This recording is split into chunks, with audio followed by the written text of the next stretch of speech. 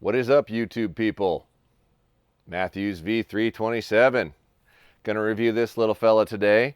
It is an incredibly short little sucker, but man, it's got a really long riser for how short it is, so it'll probably still shoot pretty decent.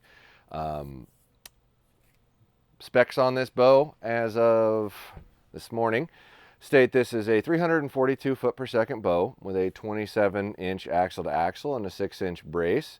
Goes from 25 to 29 and a half, so you can't fully check this speed at 30 inches because it won't go to 30 inches. So we're gonna have to shoot it at 29 and a half for you today. Let's take a measurement on the axle to axle, which is a little hard because it's a little screw looking thing, but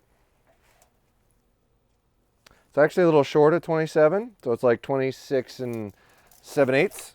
And our brace height is shy of 6 with the grip on. And this grip is glued on, so I had one person say, take the grip off and you'd be at 6. And I was like, I understand that you could get the bow to measure 6, but it's glued on. I shouldn't have to take a grip off that's glued on to get an accurate measurement for what the manufacturer says it is.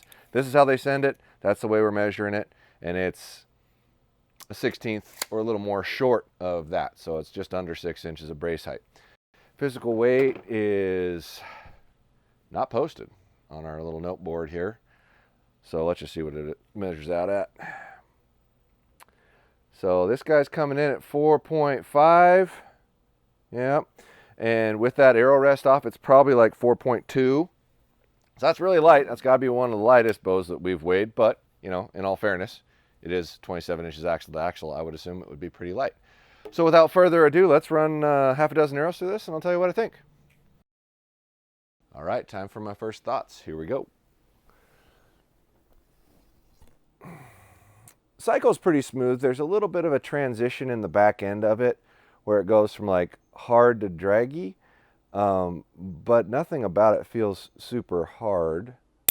Oh, I forgot to mention it's 85% mods on this at the moment. It's pretty dead. Pretty dead in the hand there.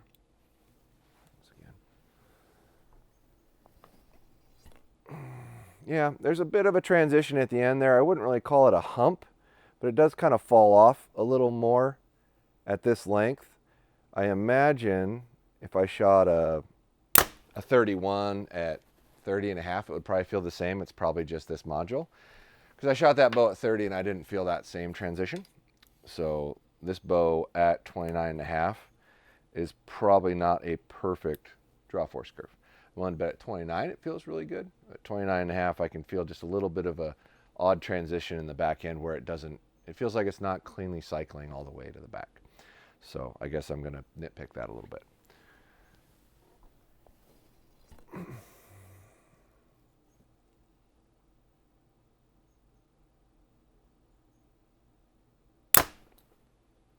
There's a tiny little bit of felt vibration. When I touch the front of the riser, I can get a small sensation of a little zing, but it's very minimal, but there is some there. I imagine a stabilizer would take it out, or maybe a set of limb dampeners, possibly. It's already got some string silencers on it from the factory, so I would say maybe limb dampener stabilizer might get rid of that tiny little zing, but it definitely vibrates more than the 31. All right, moment of truth. Let's push this thing through the chrony.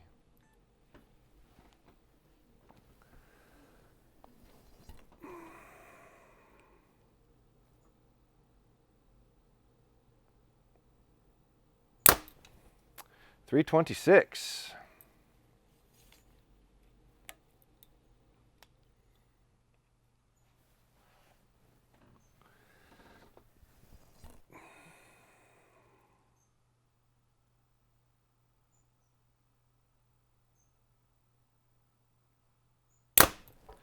.324.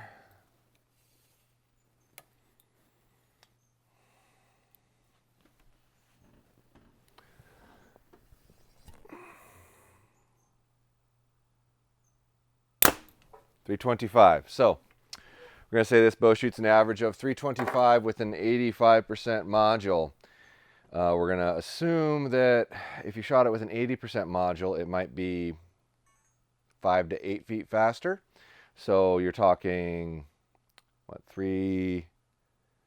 it's early, sorry, 330 to 333, somewhere around there, which is a little more than 10 feet slow. If you take the high, it's 9. If you take the low, it's 12, which isn't terrible by any means.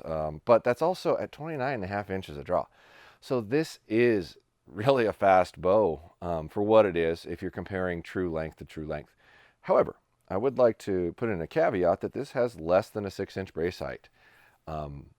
I personally have never shot a bow with less than 6-inch brace height to hunt with, ever. I've shot them, I've tuned them, etc., but I've never personally taken one that's just really short.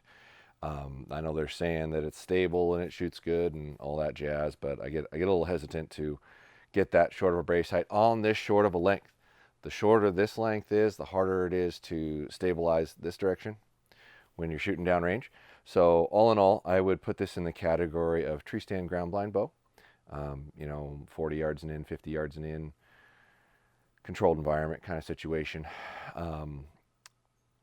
I would definitely chalk it up to that. So it's in a lot of ways kind of like the Solution SS. I would put that in the tree stand ground blind category. But if you want a really fast tree stand ground blind bow, this is a great option for you, where it's like 15 feet faster than the Solution SS, if I remember right. But I will definitely say the Solution SS kicks the crap out of this in feel. That bow's really super smooth, and it does go out to a longer draw length, and that's probably part of why it's super smooth, is because it's not maxed out at that length. Bow's light, it's all super clean, super reliable, good overall bow in general, but I would restrict it to tree stand ground blind 50 yards and in personally. Head on over to podiumarcher.com for all your archery needs. Free shipping on $100 and more. We'll keep reviewing these things as much as we can. Hopefully get up to where we're doing 3 of these a week. 2 bow reviews and maybe a tech tip or an accessory review. Something along those lines. Hit that like, hit that subscribe. Keep checking us out. We appreciate every one of you. Thanks a lot.